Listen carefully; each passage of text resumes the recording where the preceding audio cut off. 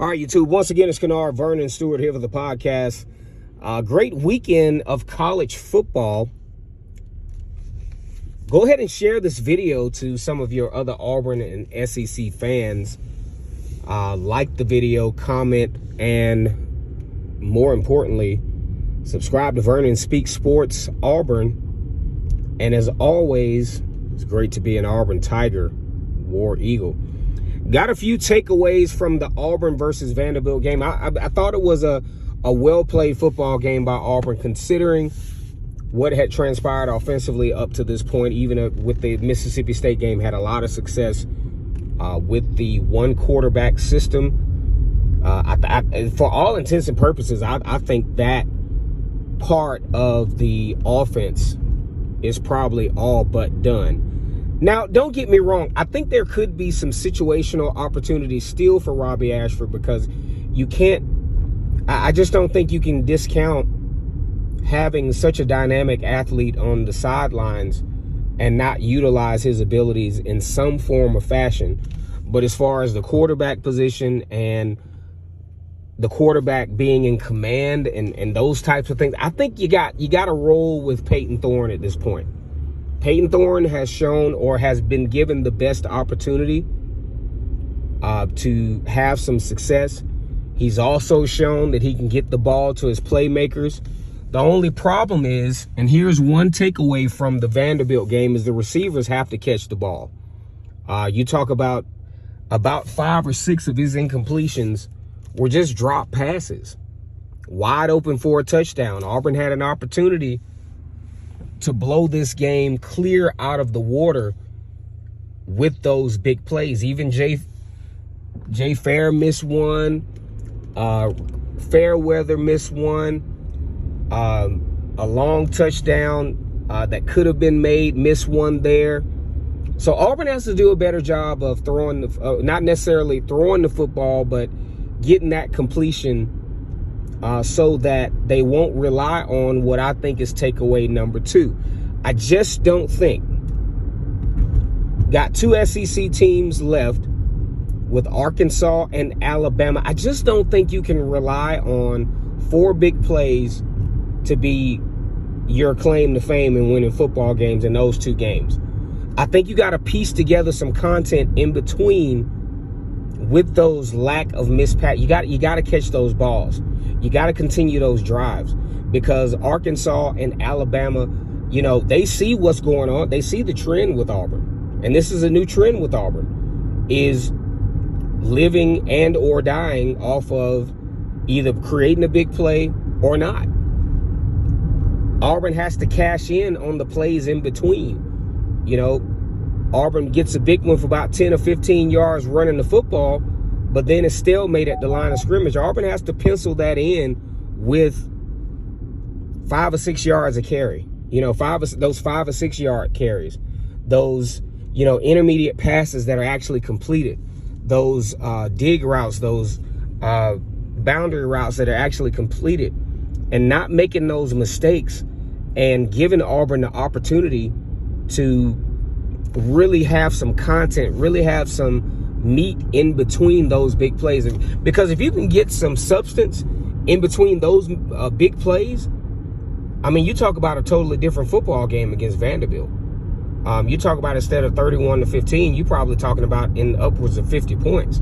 Auburn could have picked their score. They could have blew this thing way out of proportion. I think that's one of the biggest takeaways. Auburn has to find some type of in between the big plays, and that will create a balanced football team, and that will give Auburn a legitimate shot at not only cashing in against Arkansas, but heading into the Alabama game, with a 4-game winning streak, being 7-4, and maybe even, we look back to the 2018 season, where Auburn snuck into the Georgia game after kind of faltering a little bit into the top 25 heading into the late portion of the season.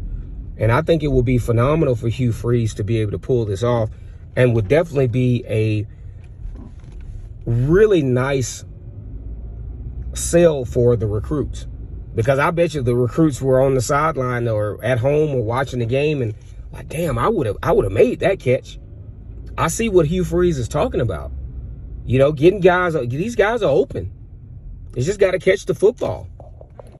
Another takeaway, you know, you got Peyton Thorne, who's had another good football game for Auburn. You know, his completion percentage has up since the Ole Miss football game. And a lot of folks will say that he's progressed, and I think he has. I think he's gotten a lot more confidence. I think he has a lot more grasp of what Hugh Freeze and Philip Montgomery is asking him to do. But there's still some little things that Peyton Thorne is missing. And there were a lot of drops in this game. I think his statistics obviously would have been a lot more in this football game if receivers secured the football. But a really glaring instance was at the end of the half against Vanderbilt, where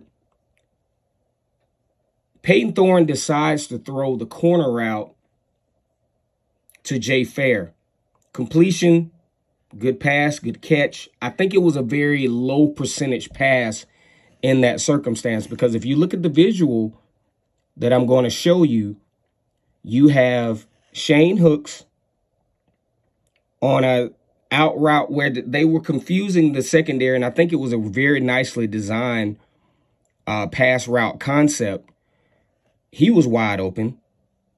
And then you had Camden Brown for the post route, who was also wide open. These are higher percentage plays that could have actually turned into touchdowns instead of a 1st and goal. And even with that pass to Jay Fair, that was a very low percentage pass to where it could have been broken up, intercepted, or incomplete.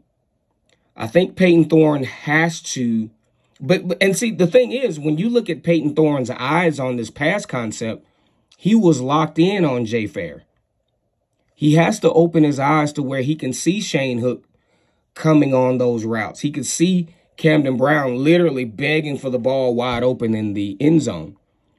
If Auburn is going to continue to have success, those are the types of routes that Peyton Thorne is going to have to see. I guarantee you that Hugh Freeze will probably show him the same situation that I saw. Good job on the completed pass, but you got two guys in a more higher percentage passing concept that would have either gotten you a first down, just like you did with Jay Fair, or Shane Hooks and or Camden Brown could have got you even closer to the end zone, or Camden Brown got you a touchdown.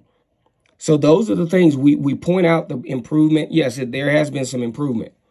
There has been a lot more confidence with Peyton Thorne, but you can't miss that stuff. You just absolutely cannot miss that stuff if you expect to go 7-4 going into the Alabama game and giving Auburn a chance to win. You got to make those plays. You can't be locked in on one receiver when you have Hugh Freeze that has concepts to where guys are open.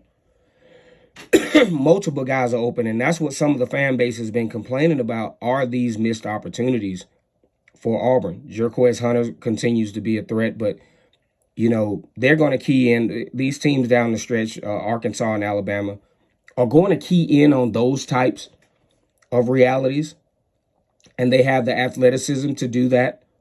But Peyton Thorne has to make them pay in the intermediate pass game and those high percentage passes down the stretch. Now, he did have Caleb Burton, who missed probably would have been about a 60-yard touchdown. He didn't miss him. He just dropped the football. So those are things that we look at when we continue to evaluate the progress of Peyton Thorne. Last takeaway is this. The Auburn defense performs when needed. They're very, very sound, very solid defense. They've continued their trend of 18 straight games with turnovers. One of the issues with the defense is the fact that when the offense gets going, they're not always complimentary. when Auburn's offense gets going, they don't always complement the Auburn offense to put teams away. Situations where Auburn gets a good play, gets up 14-0. Now the defense starts to become what Hugh Freeze describes as they were napping a little bit. Allowed Vanderbilt to get that 7 points. Allowing Vanderbilt to get first downs on first and second downs. Now, the defense did a great job on third downs, which is something that they will have to do down the stretch. But they have to be a little bit more solid on that first and second down concept. And they can't keep allowing, this has been a season-long thing, they can't keep allowing teams to attack the edge like they do. Also, in the verticality of the football field, right down the middle of the field, that stuff is just too open right down the field. They're missing those things. But I think if Auburn can continue to improve, continue to show that they, that drive and that fight and that competitive spirit, they can put themselves in a position to get that win against Arkansas. And there should be no reason why they shouldn't beat New Mexico State. I'd say a double-digit win against Arkansas and a sound victory against New Mexico State. Auburn sits at the number 50 team in the country. If you were to have a top 100 ranking, Auburn right now sits at number 50. Now, Auburn's chances to crack the top 25 going into the Alabama game is really not probable, but there are a lot of teams in that 50 to 25 range that could have some losses in between that time. And, you look at a situation where Auburn beats Arkansas by double digits and handles New Mexico State.